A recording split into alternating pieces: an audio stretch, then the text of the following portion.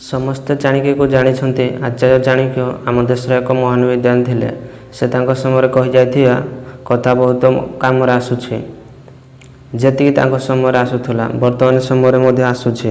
ସେ ତାଙ୍କ ସମୟରେ କୁହାଯାଇଥିବା 5ଟି କଥା ଶିଖିବାକୁ ମିଳିଛି, ଯାହା ଆମ ଜୀବନରେ ବହୁତ ବଡ଼ ପରିବର୍ତ୍ତନ ଆଣିପାରେ। ସେ କହିଯାଇଥିବା 5ଟି କଥା ଯଦି ଶିଖୁଛନ୍ତି, ଜୀବନରେ ଆଗକୁ ଯିବାରେ କେହି ରୋକିପାରିବେ ନାହିଁ। ନମ୍ବର 1, ମୂର୍ଖ ଲୋକ। ମୂର୍ଖ ଲୋକମାନଙ୍କ ସହିତ କେବେ ବିବାଦ କରୁନାହିଁ। ଚାଣକ୍ୟ କହିଛନ୍ତି ଯେ ଆମେ ମୂର୍ଖ ଲୋକମାନଙ୍କ ସହିତ କଦାପି ଗଣ୍ଡଗୋଳ କରିବା ଉଚିତ ନୁହେଁ। ମୂର୍ଖ ଲୋକମାନଙ୍କଠାରେ କେବେ ବି ବୁଝିବା ଶକ୍ତି ନଥାଏ। ଯଦି ସେହିମାନଙ୍କ ସହିତ ଗଣ୍ଡଗୋଳ କରିବେ, କ୍ଷତି ନିଜର ହେବ। ଯଦି ଏହି ଲୋକମାନଙ୍କ ସାଙ୍ଗରେ ଯୁକ୍ତିତର୍କ କରନ୍ତି, ତେବେ ନିଜର ଆତ୍ମସମ୍ମାନ କମିଯାଇପାରେ। ମୂର୍ଖ ଲୋକମାନଙ୍କ ସାଙ୍ଗରେ ବିବାଦ କରିବା ଠିକ୍ ନୁହେଁ। ସେଥିପାଇଁ ଚୁପ୍ ରହିବାକୁ ପଡ଼ିବ।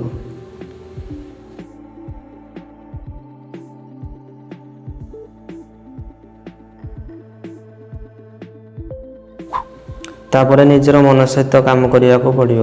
ମୂର୍ଖ ଲୋକମାନଙ୍କ ସହିତ ବିବାଦ କରିବା କଥା ନୁହେଁ।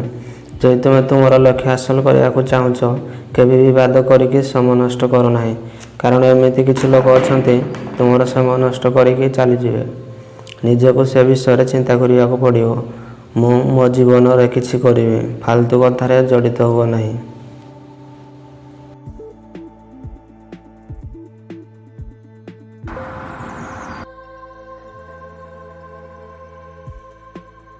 ନମ୍ବର 4, ଦୁର୍ବଳତା।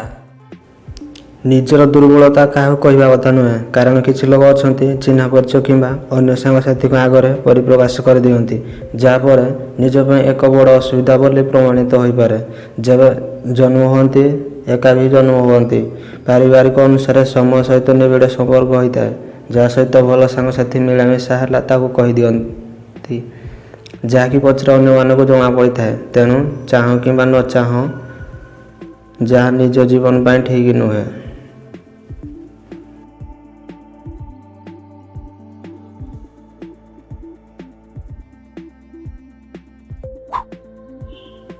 ନିଜେ ମଧ୍ୟ ଜାଣିଥିବେ, ପ୍ରତ୍ୟେକ ମଣିଷର କିଛି ନା କିଛି ଦୁର୍ବଳତା ଥାଏ। ଲୋକମାନେ ସେହି ଦୁର୍ବଳତାର ଫାଇଦା ଉଠାଇଥାନ୍ତି। ତେଣୁ ଏ ପରିସ୍ଥିତିରେ ନିଜ ଦୁର୍ବଳତା ବିଷୟରେ କାହାକୁ କହିବା ଉଚିତ ନୁହେଁ। ସାଙ୍ଗସାଥୀ କିମ୍ବା ନିଜର ସ୍ତ୍ରୀ ହେଉ କିମ୍ବା ଚିହ୍ନା ପରିଚୟ ଲୋକ, ନିଜ ଦୁର୍ବଳତା କାହାକୁ କହିବା ଉଚିତ ନୁହେଁ। ନିଜର ଆତ୍ମସମ୍ମାନ ଭାବି ଡରିବା ମଧ୍ୟ ଭଲ।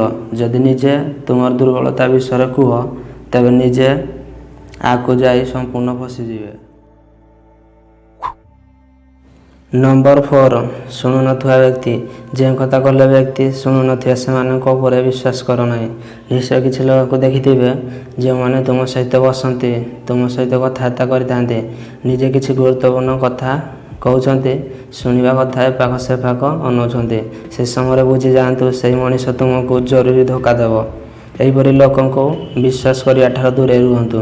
ସେହି ଲୋକମାନଙ୍କୁ କେବଳ ନର୍ମାଲ କଥା କୁହନ୍ତୁ। ନିଜର ଇମ୍ପୋର୍ଟାଣ୍ଟ କଥା କହିବାଠାରୁ ଦୂରେଇ ରୁହନ୍ତୁ। ଏମିତି ଲୋକଙ୍କୁ ନିଜ ବିଷୟରେ ଯଦି କୁହ, ବୁଝିଯାଅ କି ଏହି କଥା ନିଜ ହେଇ ରହିବନି। ଏ କଥା ଅଧିକରୁ ଅଧିକ ଲୋକ ପାଖରେ ପହଞ୍ଚିଯିବ।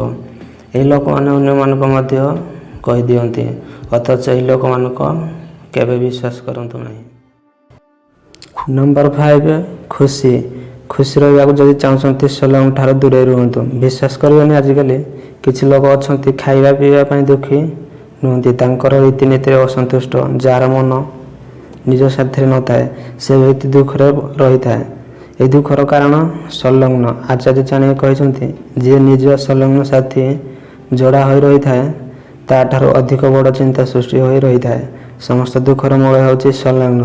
ଯେବେ କାହା ସହିତ ଅଧିକ ଜଡ଼ିତ ହୋଇ ରହିଯାଅ, ତେଣୁ ତୁମେ ମୋହ ଓ ମାୟାରେ ଫସି ଯାଇଥାଅ, ଏବଂ ଏହା ହେଉଛି ଦୁଃଖର କାରଣ। ଚାଣକ୍ୟ କଥା ବର୍ତ୍ତମାନ ସମୟରେ ସଠିକ୍ ହେଉଛି। ଆଜିକାଲି ଯୁବକମାନଙ୍କୁ ଦେଖିବାକୁ ମିଳୁଛି, ସମ୍ପର୍କରେ ବଞ୍ଚିବା ଆରମ୍ଭ କରିଦେଉଛନ୍ତି। ଯେତେବେଳେ ଏମାନେ ରହିବାର ସମ୍ପର୍କରେ ଲାଗିଯିବେ, ଯିଏ ବି କିଛି ବି ଗଡ଼ବଡ଼ କରିଦେଲା, ଏମାନେ ଝଗଡ଼ା ପାଇଁ ଲାଗି ପଡ଼ନ୍ତି। ସେତେବେଳେ ବହୁତ ଟେନସନ୍ରେ ରହିବେ। ମୋ ପାର୍ଟନର ଛାଡ଼ିପାରେ, ହାର୍ଟରେ ଦୁଃଖ ଲାଗୁଛି। ସେତେବେଳେ କ୍ୟାରିୟର ବର୍ବାଦ କରିଦିଅନ୍ତି, ବହୁତ ଖରାପ କାମ କରିଦିଅନ୍ତି। ତେଣୁ ଚାଣକ୍ୟ କହିଛନ୍ତି, କାହା ସହିତ ଅଧିକ ସଂଲଗ୍ନ କରନ୍ତୁ ନାହିଁ, ଅନ୍ୟଥା କେବେ ବି କୌଣସି ସମୟରେ ପସ୍ତାଇବାକୁ ଜରୁରୀ ପଡ଼ିବ। सो दैट्स इट आज बास एतिक आई होप ये कथा बुझीपारे ए कथा ध्यान बुझा बहुत जरूरी बेस्ट ऑफ लक आपन जीवन आपण भविष्य जदि वीडियो पसंद आए लाइक करेंगे कमेंट कर जनइबे।